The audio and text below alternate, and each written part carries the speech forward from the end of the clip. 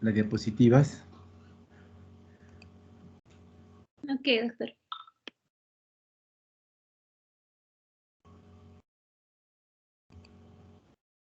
Bien, entonces, el día de hoy vamos a hablar sobre lo que es, lo que correspondería, Katy, es hacer clases sobre potasemia, hipopotasemia e hiperpotasemia. Pero como es bastante cortita, entonces le he agregado para que hablemos un poquito de calcio y de magnesio también. ¿Te parece? Sí, doctor, está bien, gracias. Ya. Bien, entonces, alumnos, vamos a hablar sobre este catión, que ustedes ya lo conocen, el potasio, muy conocido. Es obviamente el principal catión del líquido intracelular, como ustedes ya lo saben. Su concentración intracelular es de aproximadamente 150 miliequivalentes por litro, y la concentración sérica va de 3.5 a 5.4 o 5.5 miliequivalentes por litro. Como ustedes pueden ver, tanto en el sodio como en el potasio, los márgenes son bastante estrechos. Entonces, pequeñas variaciones, tanto en el sodio como en el potasio, pueden traer grandes repercusiones en nuestro equilibrio electrolítico interno.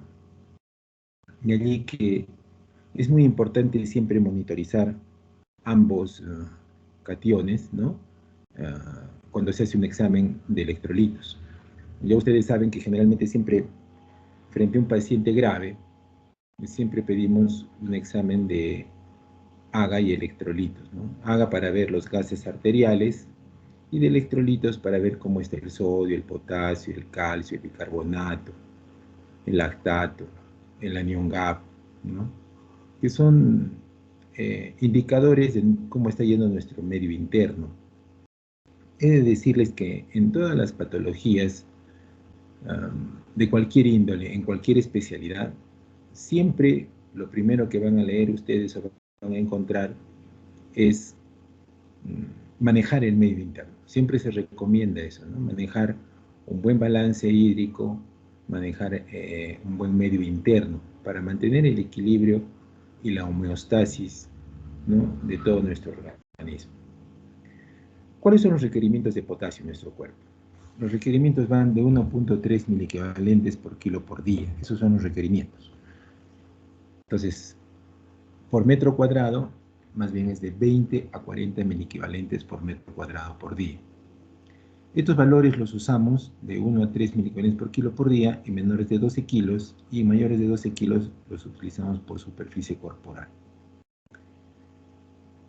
En los niños cuando están obviamente con cuadros de deshidratación por diversas etiologías, o en los niños desnutridos, ¿no?, que pueden ser de primer, segundo y tercer grado. Esta es una clasificación ya antigua. Actualmente ya no hablamos hablamos de, por ejemplo, antes hablamos de kwashiorkor, de marasmo, ¿no? Ahora ya hablamos de una desnutrición crónica, ¿no?, calórico-proteica. Entonces, en los casos de estos niños desnutridos o en los casos de los niños con deshidratación, los requerimientos se incrementan, ¿no?, de potasio. Van de 4 a 6 miliequivalentes por kilo por día, siempre vigilando que se mantenga una diuresis adecuada, ¿no? Entonces, como vemos en los casos de ellos, el requerimiento de potasio es mayor. Entonces, estos valores no los olviden, ¿no?, tanto los requerimientos de sodio como de potasio, porque son preguntas también que les van a hacer siempre en los diferentes servicios. Son datos que tenemos que tenerlos siempre a la mano y hacer los cálculos respectivos, ¿no? He de contarles, por ejemplo, que en la época del cólera, cuando tuvimos la epidemia de cólera aquí en Perú, en ese entonces no contábamos con solución por electrolítica, ¿no?, como ahora. Entonces teníamos que preparar soluciones en base a dextrosa y teníamos que saber estos requerimientos y en base a eso hacer los cálculos correspondientes. Actualmente, obviamente, gracias a que ya tenemos la solución por electrolítica, básicamente simplemente calculamos el volumen, ¿no? Y el sodio y el potasio ya prácticamente están ahí incluidos, ¿no?, en ese volumen. Bien. Cuando hablamos de hipocalemia o hipopotasemia, cuando la concentración sérica de potasio está debajo de 3.5 miliequivalentes por litro. Esta hipocalemia, al igual que la hiponatremia que hemos visto, se clasifica en leve, moderada y grave. Leve de 3 a 3.5, moderada de 2.5 a 3 y grave cuando es debajo de 2.5 miliequivalentes por litro. Las causas más comunes de hipocalemia son la diarrea y los vómitos, ¿no? Esto generalmente en pediatría es muy frecuente. También puede darse hipocalemia en casos de consumo de diuréticos, en niños que tienen problemas de diabetes y reciben insulina. También en la fase poliúrica de una insuficiencia renal aguda. Esta insuficiencia renal aguda puede ser por múltiples causas, ¿no? Una de ellas podría ser la deshidratación, un síndrome urémico hemolítico, etc. Y también como consecuencia del uso de corticoides. Con respecto a los corticoides, he de comentarles de que en la actualidad se considera corticoterapia prolongada cuando se usa, por ejemplo, 2 a 3 cursos cortos de corticoterapia durante un año, puede ser en diferentes meses, ¿no? 2 a 3 cursos cortos, eso ya se debe considerar una corticoterapia prolongada. También aclararles algo, ¿no?, con respecto a los corticoides. En primer lugar, los corticoides no son malos, como se cree. Esto es un mito también, ¿no?, de que los corticoides son malos, que son dañinos, que son peligrosos. Todo esto simplemente es un mito. Ustedes pueden revisar. No hay ningún libro, ¿no?, yo lo he revisado, de que diga cuándo el uso de corticoides es dañino. Lo que sí se ha escrito y está escrito es de que la corticoterapia prolongada puede traer efectos secundarios, ¿no?, indeseables, cuando se usan más de 20 días o más de un mes, ¿no?, en forma continua, diaria, y a dosis altas, ¿no? ¿Cuántos hablamos de dosis altas? El doble o el triple de la dosis terapéutica. Si nosotros usamos corticoides por un corto tiempo, digamos unos 5 días en promedio, que es lo que generalmente usamos, a dosis adecuadas, ¿no?, el equivalente a 1 miligramo por kilo por día de prednisona, esto no se considera como para hacer una disminución progresiva de los corticoides. Uno puede usar 5 días los corticoides, suspenderlos y no va a haber ninguna alteración del medio interno, ¿no? Cuando se usa más de 15 días, 20 días, ahí sí se recomienda hacer el descenso paulatino, ¿no? Pero antes que eso no. Y también no porque hagamos a un paciente, le demos corticoides por unos 5 días o hasta una semana, vamos a considerarlo inmunosuprimido, tampoco, ¿no? Esto que les comento es porque aprovecho para desmitificar este problema con respecto a los corticoides, ¿no? Y esto que les estoy diciendo prácticamente es la síntesis de lo que he podido conversar con expertos, he podido investigar. Si ustedes desean lo pueden revisar.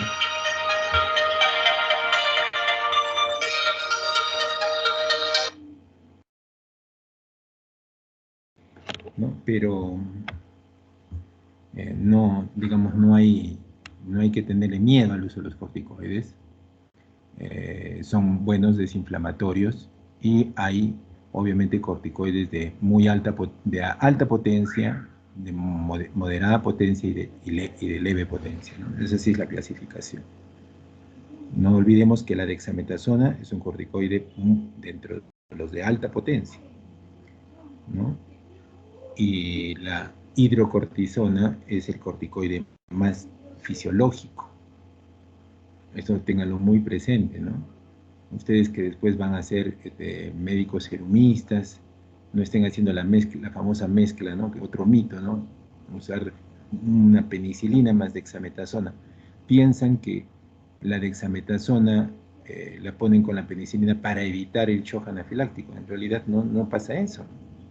El tratamiento del shock anafiláctico por penicilina es con adrenalina, ¿no? Bien, eso para aprovechar y darles aclarar este tema, porque a mí particularmente siempre me ha causado mucha preocupación. He investigado, he buscado algún libro donde diga cuándo, por ejemplo, se considera una corticoterapia prolongada, y eso no está escrito en libro. Lo que les he mencionado básicamente es consenso de expertos, ¿no? Bien, entonces decíamos que la hipocalemia puede ser básicamente por el uso básicamente por la diarrea, los vómitos, ¿no? El uso de diuréticos, corticoides y fase poliúrica, también de la insuficiencia renal. Las manifestaciones clínicas de la hipocalemia, ¿no? Obviamente tiene que ver, ustedes saben, el potasio con el músculo, por lo tanto, lo que vamos a encontrar es una debilidad muscular generalizada, sobre todo cuando el potasio está debajo de 2.5. Puede haber alteración de conciencia. Obviamente, en hipocalemia siempre va a haber alteraciones electrocardiográficas, ¿no? Y esto es algo que se monitoriza y se debe monitorizar a un paciente que tiene hipocalemia, ¿no? Hacerle un electrocardiograma para ver cómo están las ondas U, que las vamos a encontrar prominentes. Se va a ver un aplanamiento o inversión de las ondas T, un segmento QT prolongado. Sin embargo, no son específicas, ¿no? Pero pueden presentarse estas alteraciones en el electrocardiograma. En los casos leves de hipocalemia, generalmente a veces son asintomáticos, o puede haber un cierto grado de malestar general, cansancio, ¿no? Fatiga, debilidad muscular, calambres, mialgias. En los casos de hipocalemia moderada vamos a encontrar disminución de la motilidad intestinal, y en el caso de hipocalemia grave, un hilio, más depresión respiratoria. Comentarles aquí de que muchas veces cuando llega un paciente con sospecha de a veces de algún hilio, algunos, no todos, algunos cirujanos inmediatamente piensan que se trata de una hipocalemia, ¿no? Pero la hipocalemia, para que dé este hilio, tiene que ser pues una hipocalemia de moderada a grave, ¿no? Básicamente grave. Entonces el potasio tiene que estar muy bajo. Entonces no se dejen sorprender por esto, y ustedes cumplan siempre con hacer la interconsulta e insistir.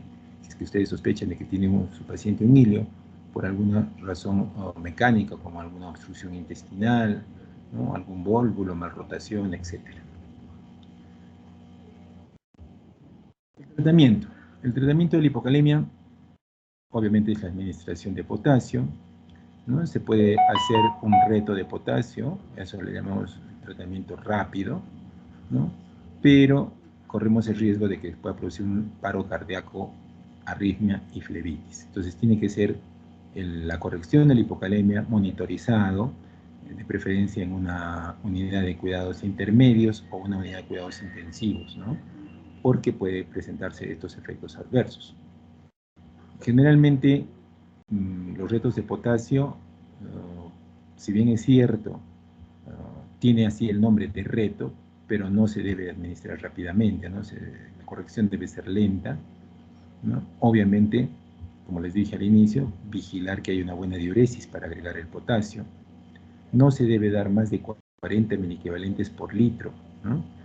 En la infusión. Y en UCI, como les digo, es donde se hace esto, y se puede dar incluso estando el paciente con un catéter venoso central monitorizado, ¿no? En una unidad adecuada, se puede llegar incluso a utilizar 60-80 miliequivalentes por litro, pero con mucho cuidado. Les hablaba que el reto de potasio, con o sin síntomas, lo usamos cuando el potasio está por debajo de 2.5. Lo que nosotros hacemos es, se multiplica, ¿no?, el peso por 0.5, más 30 mililitros de dextrosa. Y eso se pasa en 1 hora. O se puede, en una solución de suero salino fisiológico, se coloca una ampolla de calium y de ese preparado se pasa 2 a 4 mililitros por kilo de peso. Obviamente esto se hace en una bomba de infusión, ¿no? La velocidad de infusión, ahí en la bomba se puede poner, ¿no?, de 0,4 a 0,7 o hasta 1 miliequivalente por kilo por hora. O también se puede utilizar de 2 a 4 mililitros por kilo de la solución en 1 hora. Siempre tenemos que tratar de ubicar cuál es la causa que está originando esta hipocalemia, por dónde se está perdiendo el potasio, y hay que obviamente tratar esa fuga de potasio. Lo contrario viene a ser la hipercalemia, cuando la concentración sérica está por encima de 5.5. Es grave cuando está el potasio por encima de 7 miliequivalentes por litro. Las causas de hipercalemia son, por ejemplo, cuando hay, en el síndrome urémico hemolítico, cuando hay un cuadro de hemólisis, ¿no?, en las transfusiones, en la cetoacidosis diabética, en los traumatismos grandes, pacientes posoperados, ¿no?, a veces el consumo de drogas o la reposición de potasio en forma iatrogénica, también en insuficiencia renal aguda o en el lupus eritematoso sistémico. Cuando hay una transfusión, aprovechar en decirles de que al otro día, por ejemplo, una enfermera me consultaba y me decía: doctor, a este paciente le vamos a transfundir, le pongo su clorfenamina y su dexametasona previamente. Entonces la pregunta era: ¿por qué? ¿Por qué quieres hacer eso? No, que eso es costumbre, que siempre se les pone antes de transfundir. Entonces no se hace eso, ¿no? La dexametasona ni la clorfenamina van a evitar una reacción anafiláctica. Obviamente hay que hacer una prueba de compatibilidad, y si se empieza a hacer una transfusión, lo que hay que tener a la mano es su adrenalina para colocarla vía endovenosa, ¿no? Pero no se debe de hacer esto o bien endovenosa, ¿no? Pero no se debe colocar dexametasona o clorfenamina como prevención. En cuanto al cuadro clínico, ¿no?, de la hipercalemia, en un paciente que tiene este problema, lo que va a presentar es, acá no va a ser, en la hipocalemia dijimos que es afectación muscular, acá en la hipercalemia va a haber afectación nerviosa, ¿no? Entonces vamos a tener en cuenta que hay hipotonía, puede haber parálisis, confusión mental y parestesias. Y también, como dijimos, alteraciones a nivel cardíaco, entonces puede haber arritmias, puede haber paro cardíaco. En el electrocardiograma vamos a encontrar una onda T aumentada, un segmento QT corto y el famoso complejo QRS ancho. El tratamiento de la hipercalemia en realidad se debería hacer con callaxalate, pero esto no hay en nuestro medio, ¿no? Entonces lo que tenemos es gluconato de calcio al 10%, y de esto se da 0.5 a 2 mililitros por kilo cada 8 horas en endovenoso lento. También se puede preparar una dextrosa hipertónica, ¿no?, hasta 12.5% de dextrosa, de concentración de glucosa, pero incluyendo, se puede hacer esto por vía periférica, pero preferible es una vía central. Bicarbonato de sodio también se administra de 1 a 3 miliequivalentes por kilo, siempre con un HAGA de control. Opcional podría utilizarse una dextrosa al 33%, de esta sacan 1.5 mililitros por kilo, más insulina cristalina a 0.5 unidades por kilo, y esto se coloca en bolo, ¿no?, y luego se hace un control. Entonces se vuelve a ver cómo está la evolución de la hipercalemia, y se puede volver a poner en bolo repetitivo. En cuanto al calcio, he de contarles que obviamente es el electrolito más abundante en el organismo, ¿no? En el adulto, por ejemplo, más de 0.5 kilos de calcio es lo que contiene en sangre, y el 99% de este calcio se encuentra en el hueso.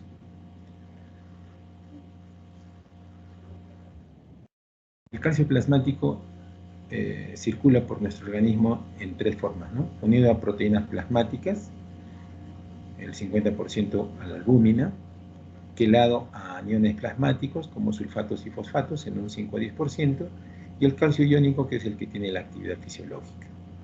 Para identificar su déficit debe medirse la fracción iónica de calcio en el plasma.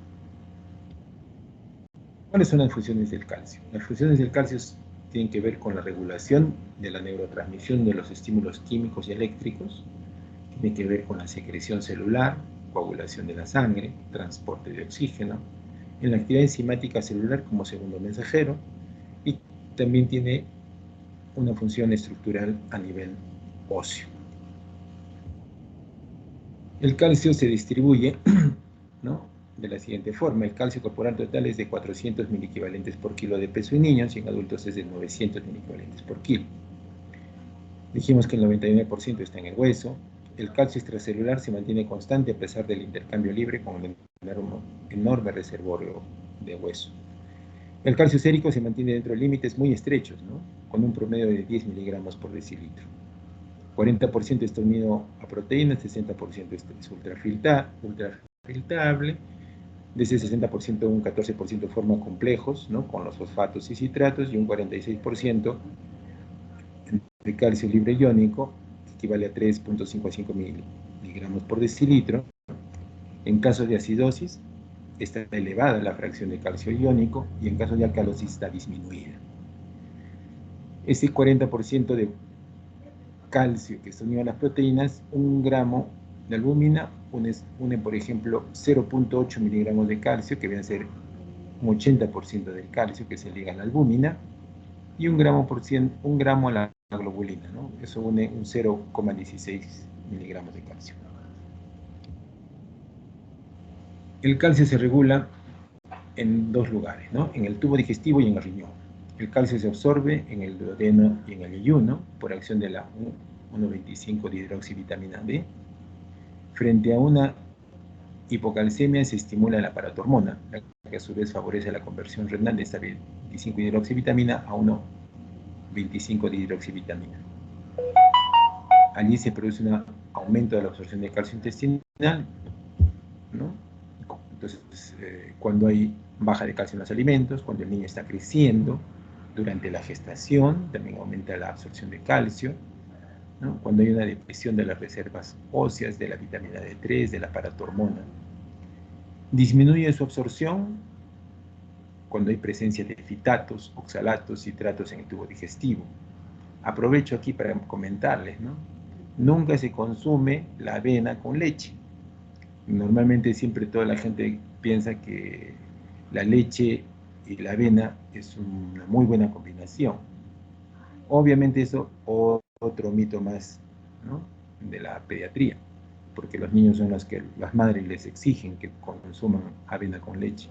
Y ya hace muchísimos años atrás que los nutricionistas han dicho, el calcio, cuando hay presencia de fitatos, disminuye su absorción. ¿Dónde están los fitatos? La avena tiene bastantes fitatos. Entonces, se forman precipitados de fitatos de calcio, y no vamos a aprovechar ni el calcio de la leche, ni vamos a aprovechar los fitatos de la avena. Entonces, no se debe de consumir avena con leche, se debe consumir avena pura o leche pura, ¿no? Ahora, he de comentarles también en cuanto al calcio que existe esta famosa creencia y este mito de que el calcio es la mejor fuente de alimento, que la leche es la mejor fuente de calcio, ¿no?, que la leche es la mejor fuente de calcio. Y esto es otro mito más, porque no es real. Ahora al final les voy a pasarles una lámina donde van a ver dónde se encuentra la mayor cantidad de calcio. La absorción de calcio se ve disminuida cuando hay un aumento de la motilidad intestinal, disminución de la longitud en el síndrome de intestino corto, en la depresión proteica, porque disminuye la proteína captadora de calcio. La otra regulación les dije que es en el riñón. Entonces el calcio ultrafiltrable se filtra por el glomérulo, y el 99% se reabsorbe en el túbulo proximal y en la asa de Henle, y corre paralelo al sodio. Aumenta la reabsorción de calcio por acción de la parotormona y la 1,25-dihidroxivitamina D3, y disminuye su reabsorción y se incrementa la excreción en la presencia de calcitonina, expansión de volumen extracelular cuando está incrementado, administración de diuréticos como la furosemida, por acción de hormona del crecimiento, el cortisol, hormonas tiroideas, ayuno prolongado, inactividad física puede llevar incluso a la presencia de que este calcio se precipite y se formen pues, cálculos de calcio, ¿no? Produciendo la litiasis renal.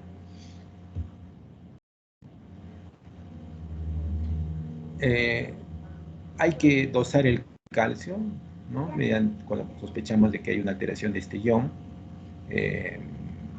Generalmente cuando hay acidosis, hay disminución de la fijación del calcio y se incrementa el calcio iónico. Y en el caso de la alcalosis es el efecto opuesto, ¿no? Si hay anticoagulantes, heparina, citrato y DTA, esos fijan el calcio. Entonces, hay que tener en cuenta esto para cuando se toma una muestra de calcio. La hipocalcemia, 50-65 pacientes que ingresan a la UCI presentan hipocalcemia. Miren, la mitad de los pacientes. El calcio sérico total lo tienen a veces por debajo de 7 miligramos o el calcio iónico está por debajo de 3 miligramos por decilitro. Las causas de hipocalcemia, por ejemplo, en prematuros con asfixia perinatal, ¿no? Por acción del estrés, en los retardos de crecimiento intrauterino porque hay una mala mineralización, en recién nacidos con alcalosis porque hay una recuperación de bicarbonato, en hijos de madres diabéticas por aumento de la calcitonina, recién nacidos con hipoparatiroidismo, en recién nacidos también con recambio sanguíneo citrado, ¿no? El uso de furosemida o aumento del fósforo también. Lactantes y niños mayores, las causas son la malnutrición, la malabsorción, el déficit de vitamina D3, la alcalosis, el uso de diuréticos, la diabetes, la pancreatitis aguda.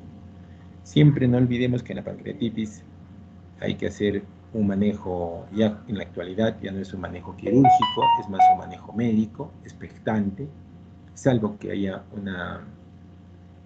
sea una pancreatitis necrohemorrágica severa, ¿no?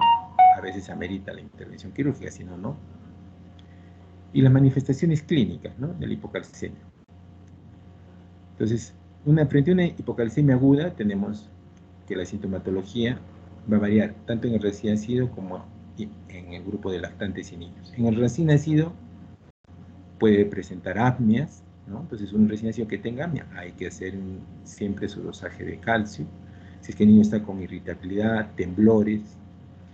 Aquí aclararles algo, ¿cómo diferenciar un temblor de una convulsión? Si ustedes encuentran un recién nacido que tiene movimientos involuntarios, miembros superiores o inferiores, lo que tienen que hacer es con su mano coger el miembro y ver. Si es que ustedes cogen el miembro y el movimiento continúa, eso es una convulsión. Pero si ustedes cogen el miembro superior o inferior, la mano que esté moviendo, y cuando ustedes lo agarran para el movimiento, eso se llama temblor. Esa es la forma de diferenciar.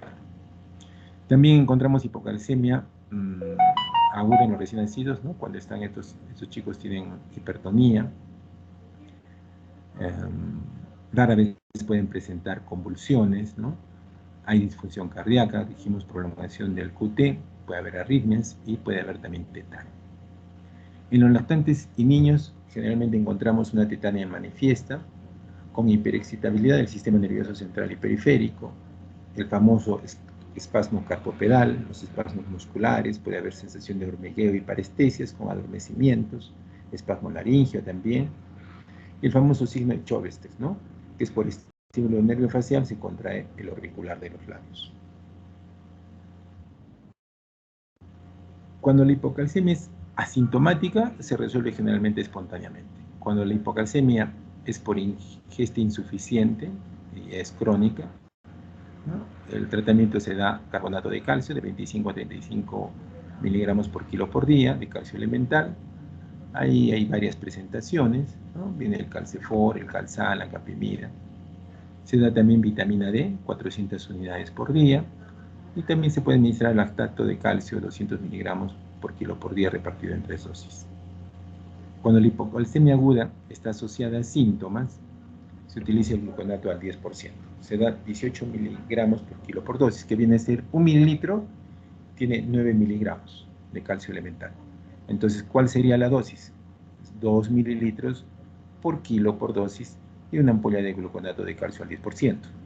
Y esto se repite cada 6 o cada 8 horas.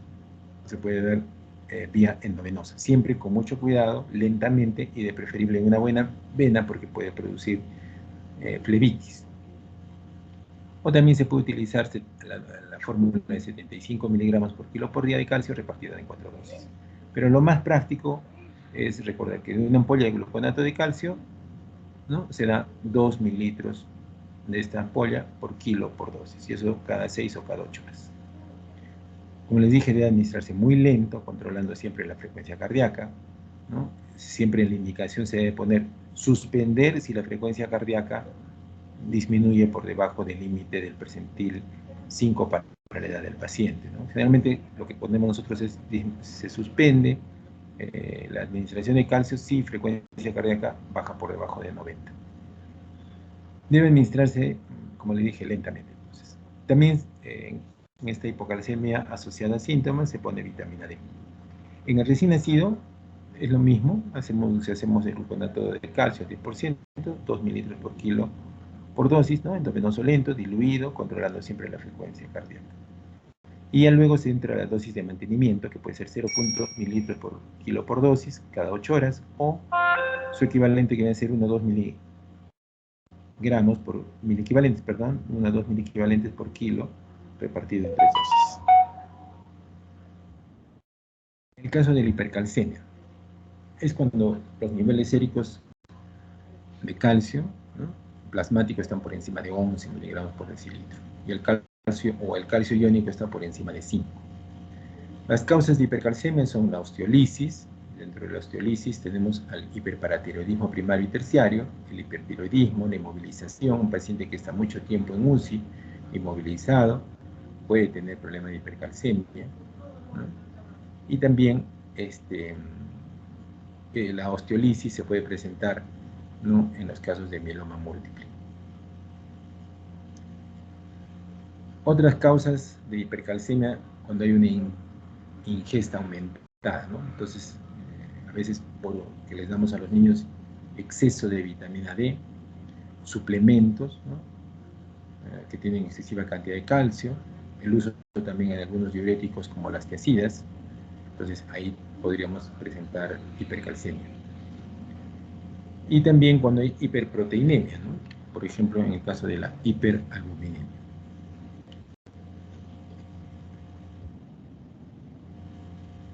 Las sobrecargas de calcio lo que van a producir es un aumento de la excreción renal de sodio y potasio y una disminución de la capacidad para concentrar la orina. Entonces vamos a tener poliuria y polidipsia. Entonces hay que tener en cuenta esto presente, sobre todo en pacientes que están en cuidados intensivos, ¿no?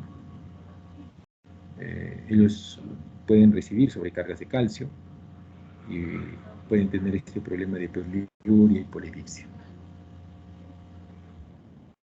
Las manifestaciones clínicas de la hipercalcemia son la mala alimentación, en este caso aumento de peso, la hipotonía, la hiporreflexia, la somnolencia, la poliuria y la polidipsia.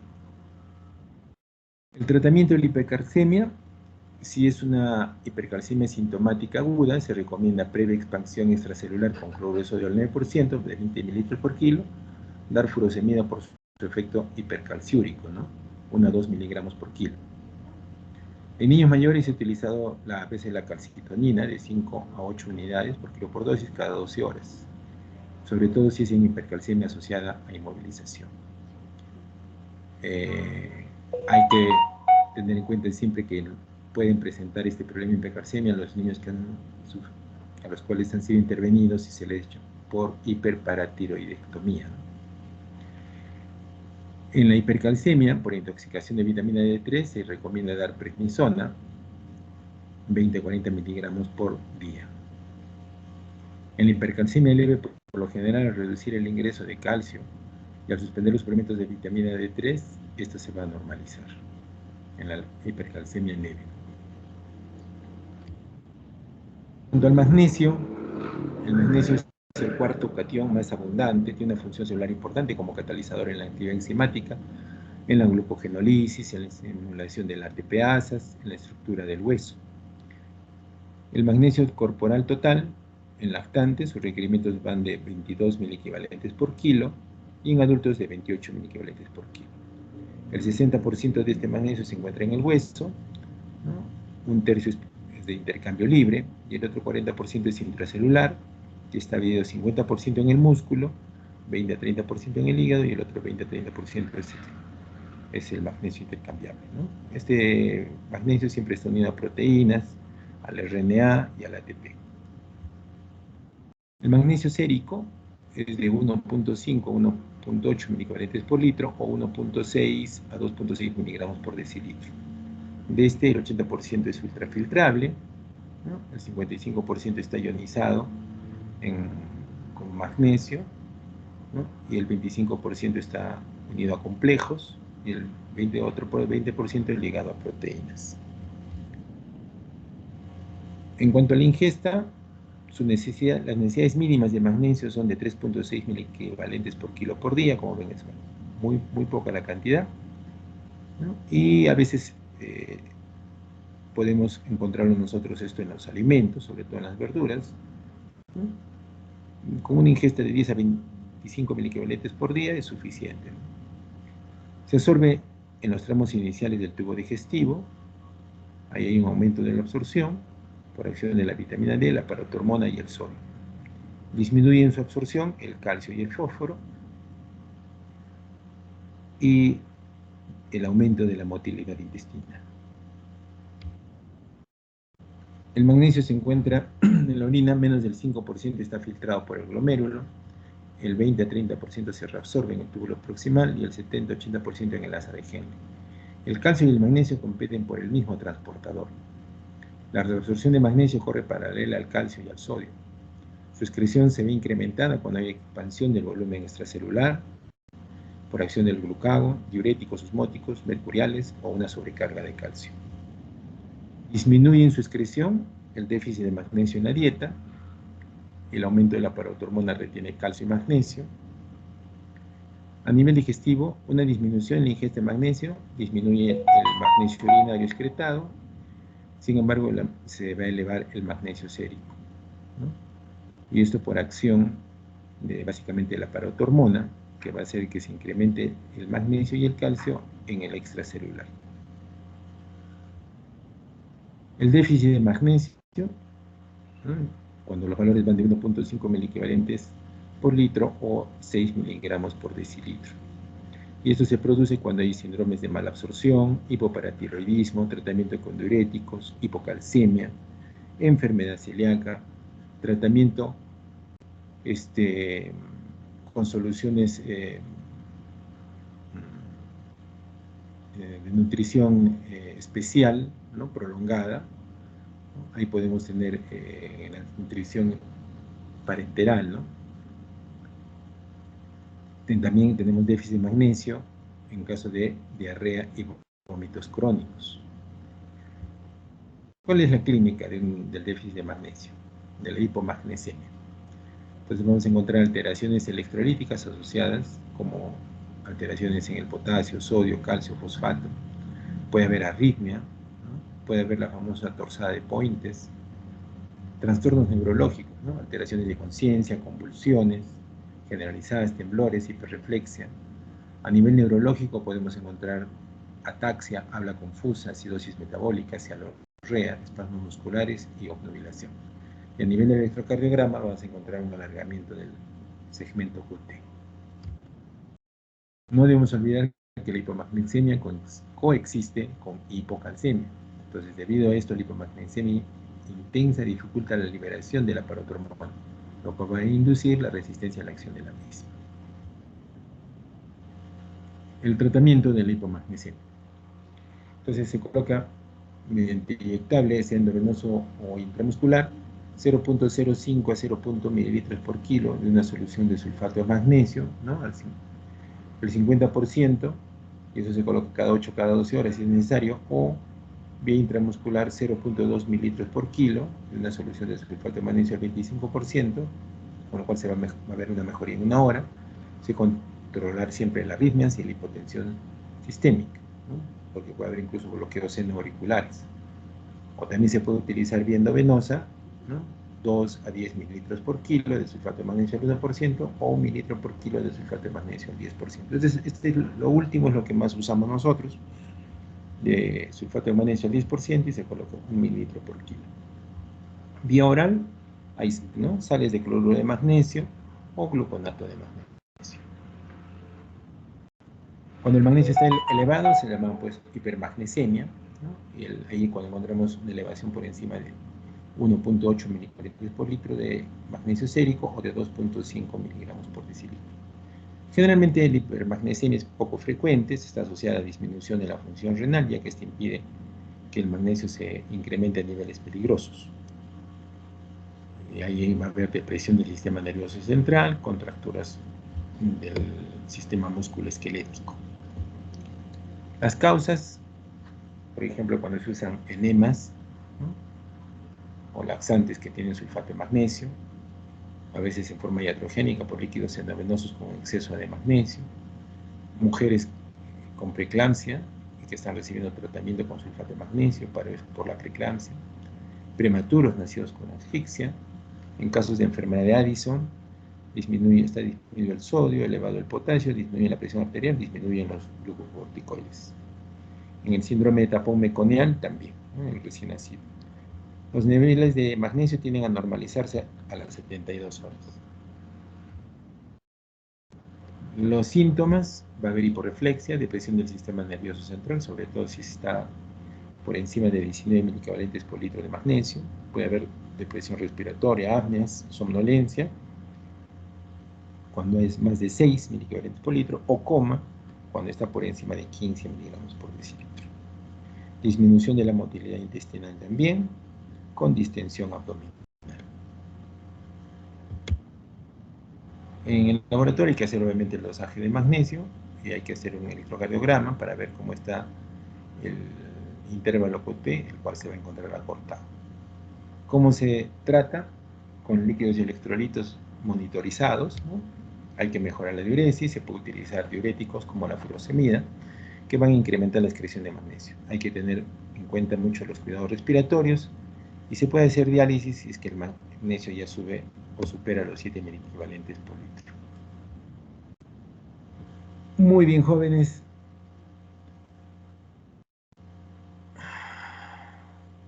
Eso tenía preparado para ustedes. ¿Alguna pregunta, alguna duda?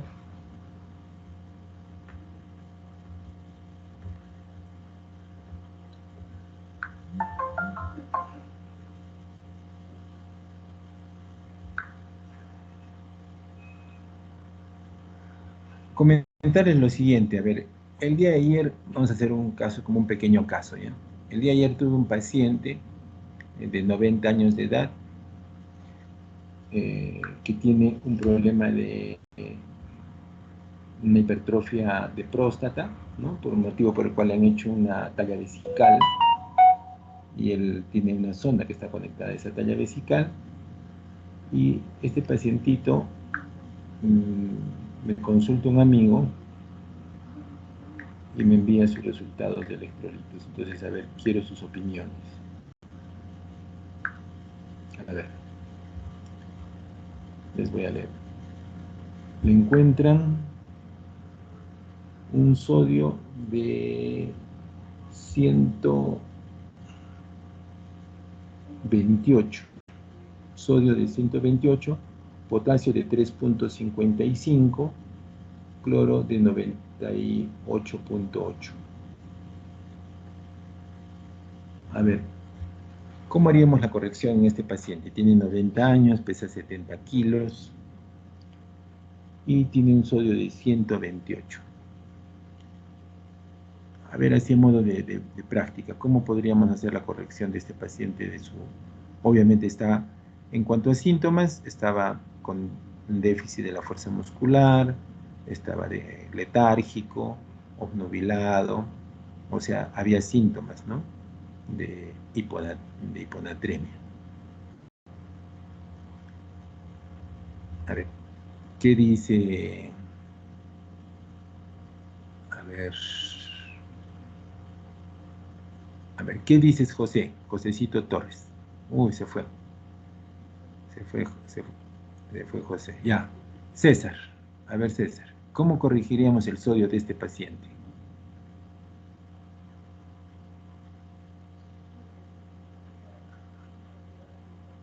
César, ¿estás presente? 128, ¿verdad, doctor? Sí, 128. La pregunta es para todos, ¿ah?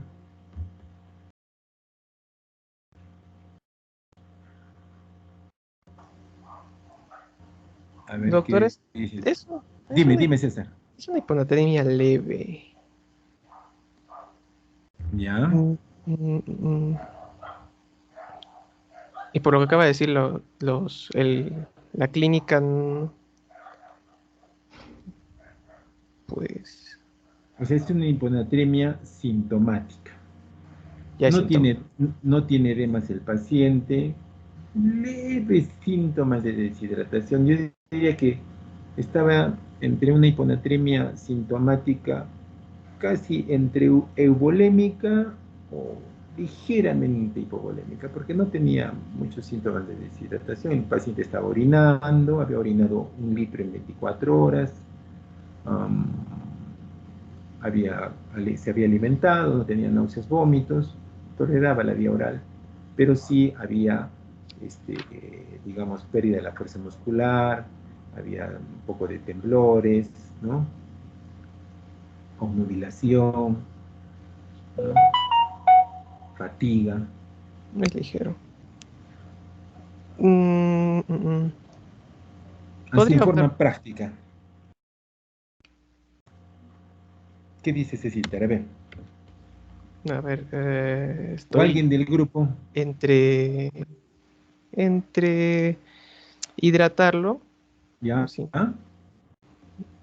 Como dijo que está ligeramente deshidratado, podría aprovechar para hidratarlo. Ujú. Mm, ¿Y qué le pondrías? ¿Un clorurito de, mm, de sodio al 9 por 1000? eso es. A ver. Expansor no siento que sea muy necesario, doctor. En este caso, sudextrosa al 5%, cloruro de sodio al 20% y cloruro de potasio al 20%. Ya. Ahí está, esa sería la posición de César. A ver, alguien de la clase.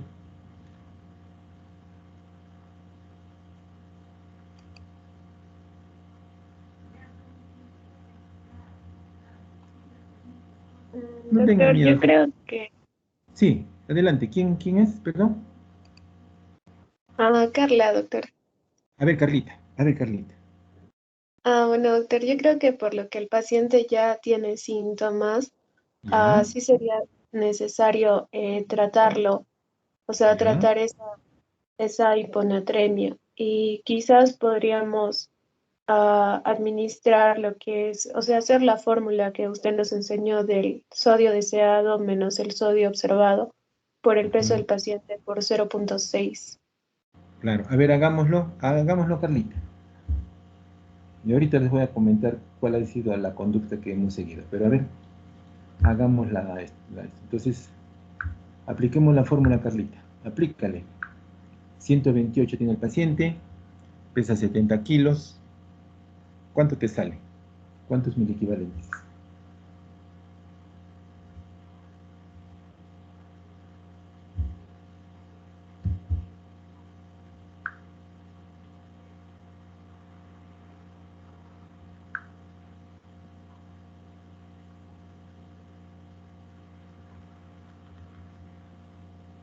Doctor, para el sodio deseado, utilizo 135. Sí, puedes ponerle 135.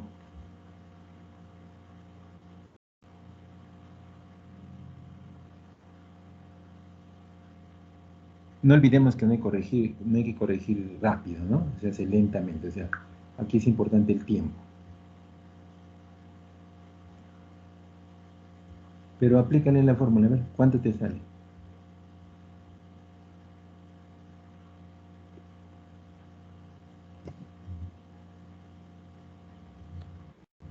Sale como 294. Ya, 294. Entonces, teniendo en cuenta que lo que se debe de corregir es con una dextrosa, perdón, con un cloruro de sodio al 3%, ¿no? ¿Cuánto tiene un cloruro de sodio al 3%? ¿Cuántos milequivalentes de sodio? ¿Alguien recuerda? No borres el dato, Carlita. Vamos a buscar ese. Después te voy a pedir cuánto sale. A ver, una solución salina al 3%, ¿cuántos milequivalentes de sodio hay? 51. 51. No, en un litro, 513. Una solución salina al 3%, o sea, en un litro tenemos 513 milequivalentes. En una solución salina al 9 por 1000, ¿cuántos milequivalentes de sodio hay? César.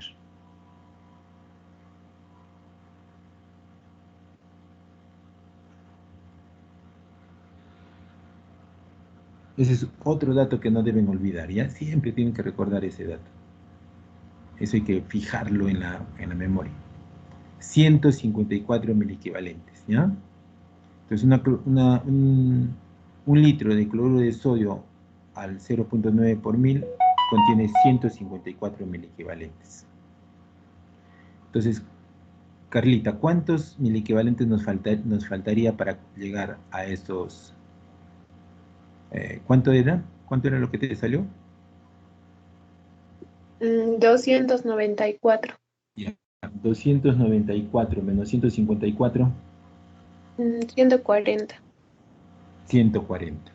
140, ya. Entonces, una ampolla de hipersodio, ¿cuántos milequivalentes trae?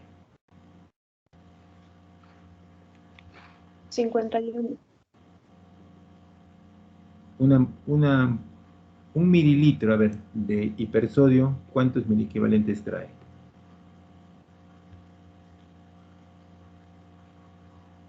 Eso tienen que saber, también es básico, que no se olviden de eso. Un mililitro de hipersodio tiene 3.7 milequivalentes, ¿no es cierto? ¿Sí? Y un mililitro de calium trae 2.4. ¿O me equivoco?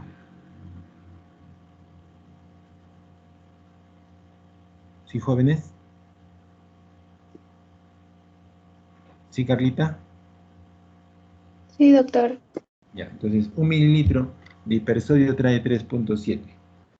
Como es 20 mililitros, 20 por 3.7, o sea, trae 74. Entonces 74 por 2 saldrían 148. ¿Cuánto nos faltaba? 140. 140. Entonces una forma de preparar sería un cloruro de sodio al 9 por 1000 más 2 ampollitas de hipersodio, ¿correcto? Sí, doctor. Ajá. Y con eso con eso le pondríamos el sodio necesario para llevarlo a 135. Se lo ponemos lentamente, ¿no? Puede ser en 24 horas, ¿no? En 48 horas lento, ¿no? Para no hacer mucho desequilibrio al paciente. Y terminada esta infusión se le hace un control y ver cómo va. Pero siempre hay que tratar de buscar la causa, ¿no? ¿A qué se debe que no está haciendo el hiponatremia? Este pacientito, al parecer, tiene una insuficiencia renal crónica, pese a que su creatinina estaba bien. Pero como tiene esta talla vesical, entonces le han encontrado en la ecografía que tiene arenilla renal. No existe arenilla, son cálculos renales, son una microlitiasis renal, ¿no? Y tiene algo de dilatación, ¿no? De del sistema pielocalicial, probablemente ya esté siendo un cuadro de insuficiencia renal, ¿no?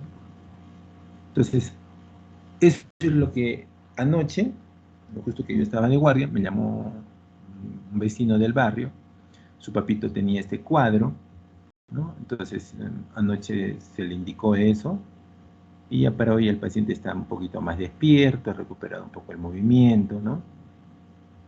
Pero esto era una emergencia. ¿Qué pasaba si ese paciente no le poníamos anoche su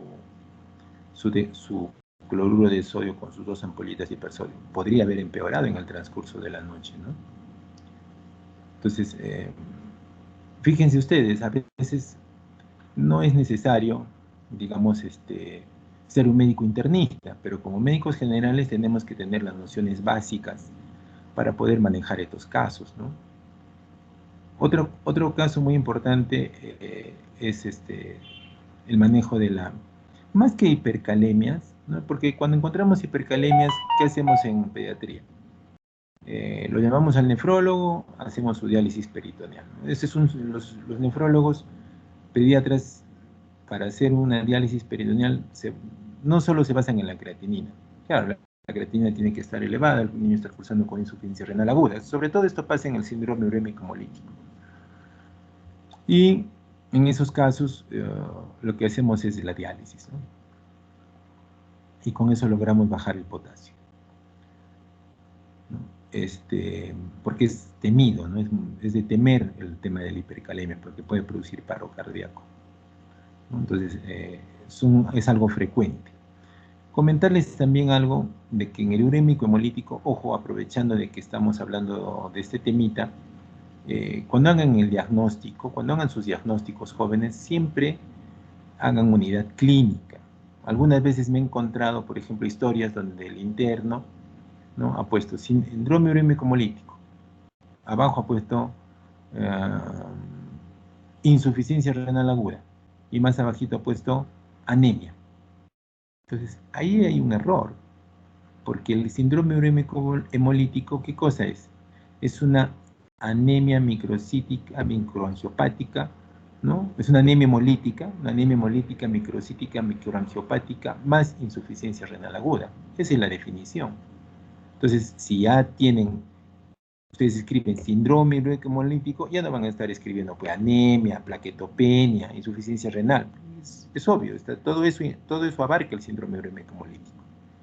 Ahora, si ustedes sospechan que el paciente tiene insuficiencia renal aguda de otra etiología, no pongan por urémico hemolítico, ¿no? Pero si ustedes ponen urémico hemolítico, ya está implícito ahí la anemia, la plaquetopenia, la hemólisis, la insuficiencia renal aguda, ¿no? Entonces, siempre tengan cuidado en eso, ¿no? Eso les doy como un consejo. Cuando pongan, por ejemplo, también tengan ustedes algún paciente deshidratado, entonces ustedes pueden poner, ¿no? Generalmente las deshidrataciones en pediatría son por enfermedad diarreica. Ya no se escribe por si acaso EDA. Hasta ahora todavía lo siguen escribiendo algunos residentes. EDA. Ya no existe la EDA, ¿no? Actualmente se habla, en las guías nacionales, hablamos de diarrea aguda acuosa, diarrea aguda infecciosa y disentería. Esas son las 3 modalidades, ¿no? Y eso está en el CIE 10. Entonces, la diarrea aguda acuosa hace referencia a diarreas virales, la diarrea aguda infecciosa hace referencia a diarreas agudas bacterianas, y la disentería, que ya también es una diarrea bacteriana, ¿no? Y estas generalmente van asociadas con deshidratación. Entonces, en el diagnóstico ustedes van a escribir diarrea aguda acuosa, abajo van a poner deshidratación, y ahí van a poner siempre qué tipo de deshidratación es, leve, moderada, severa. Y en tercer lugar, si es que ya tienen un examen, porque ahora ya prácticamente con esto de la pandemia nos hemos actualizado. Antes, en mis épocas de interno, imagínense, jóvenes, no había para hacer AGA y electrolitos. Ahora tenemos AGA y electrolitos en todo establecimiento. Entonces, pueden ustedes abajo poner desequilibrio electrolítico, 2 puntos, ¿no? Si están frente a una hiponatremia, hipocalemia, hipercalemia, ¿no? Y si ya tienen un AGA, pueden poner, ¿no?, si es que está en acidosis metabólica, que generalmente es lo que se asocia mucho con las diarreas. Entonces, esos 4 diagnósticos son claves, ¿no? Y de ahí ya ustedes, obviamente, se deslinda el tratamiento. Muy bien, jóvenes. Hemos hecho al final un pequeño casito, ¿no?, para aplicar lo que hemos conversado acerca de lo del Doctor, sodio. Sí, una adelante. pregunta. O Sí. sea, usted le está dando una solución de cloruro de sodio al 9%. y también 2 hipersodios, pero ¿no le podremos Ajá. dar 2 cloruros nomás? ¿O no, no se podría? O sea, ¿2 ponerle cloruros? dos cloruros de sodio al 9 por 1000. Sí, ¿no llega a lo mismo? Sí, también podría ser, es otra alternativa. Pero digamos que nos aseguramos con las 2 ampollas de hipersodio darle un poquitito más de sodio. Y como digo, prolongamos el tiempo de hidratación, ¿no? Y va bien. Gracias, Sí, doctor. también Luisa, sí, también es una alternativa. Incluso también ayer, por ejemplo, comentaba con un médico intensivista, ¿no? Porque no es malo, jóvenes, ¿ah? No es malo consultar. Cuando ustedes tengan una duda, ustedes quieran tomar una decisión, si ustedes tienen duda, consulten, uno no queda mal, uno no pierde en consultar. A veces los médicos somos muy soberbios, ¿no? Y es algo que en nuestra conducta debemos de corregir. Entonces, consulté con un médico intensivista, fue el que me sugirió que haga esto, y también me dijo, ¿no? Me dijo, la otra alternativa, me dijo, le puedes también ponerle su dextrosita, como dijo César, ¿no? Pero ponle pues ya no le pongas una ampolla de hipersodio, ¿no? Ponle 2 ampollitas de hipersodio con su potasio también por si acaso, ¿no? También es otra alternativa, ¿no? Entonces, hay alternativas, se pueden consultar, como digo, ¿no? Y siempre preguntar, ¿no? ¿Para qué? Para no caer en errores, hacer un correcto tratamiento, ¿no? Y actuar en forma oportuna. Ya para el día de hoy, yo ya me he alejado del paciente y ya lo he dejado en manos del nefrólogo. Juan José. Doctor, disculpe, ya le toca al otro doctor. Ah, es el doctor maestro, ya, es mi maestro Juan José.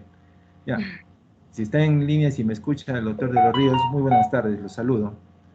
Le dejo el aula libre. Muy bien, Katy. Gracias, doctor. Hasta luego.